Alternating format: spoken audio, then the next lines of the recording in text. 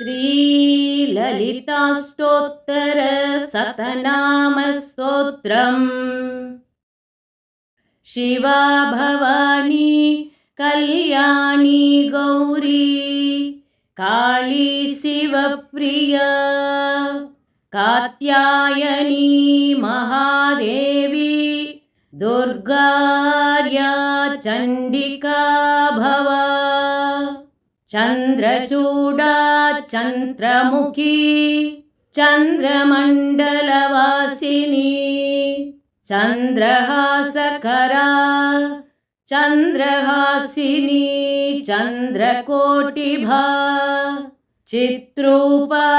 चित्कला नित्या निर्मला निष्कला कला भव्या भवप्रिया भव्यरूपिणी कलभाषिणी कविप्रिया कामकला कामदा कामरूपिणी कारुण्यसागरा काली संसारार्णवतारका दूर्वाभा दुष्टभयदा दुर्जया दुरितापहा ललिता राजदा सिद्धा सिद्धेशी सिद्धिदायिनी शर्मदा शान्तिरव्यक्ता शङ्खकुण्डलमण्डिता शारदा शाङ्करी साध्वी श्यामला कोमलाकृतिः पुष्पिनी पुष्पबाणाम्बा कमला कमलासना पञ्चबाणस्तुता पञ्चवर्णरूपा सरस्वती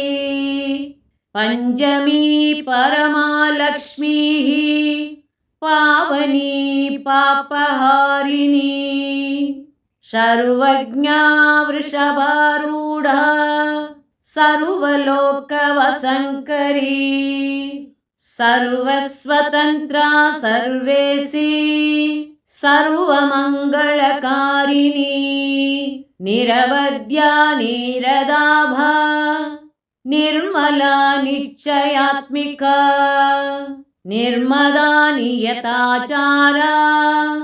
निष्कामा निगमालया अनादिबोधा ब्रह्माणी कौमारी गुरुरूपिणी वैष्णवी समयाचारा कौलिनी कुलदेवता सामगानप्रिया सर्व वेदरूपा सरस्वती अन्तर्यागप्रियानन्दा बहिर्यागपरार्चिता वीणागानरसानन्दा चाधोन्मीलितलोचना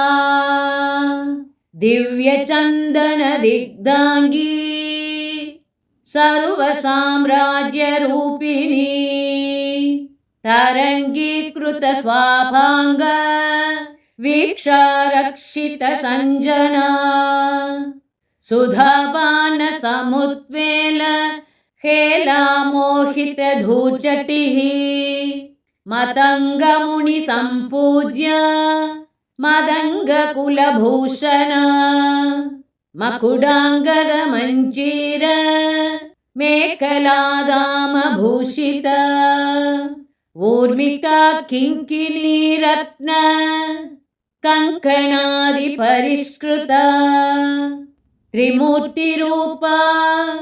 त्रैलोक्यसुमोहनतनुप्रभा श्रीमच्चक्राधीनगरी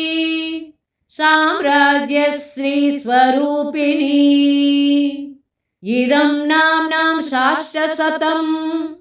ललितायाः मतिप्रदम् वेद्याधनयसः कामपूर्तिदं सर्वमङ्गलम् इति श्रीललिताष्टोत्तरशतनामस्तोत्रम्।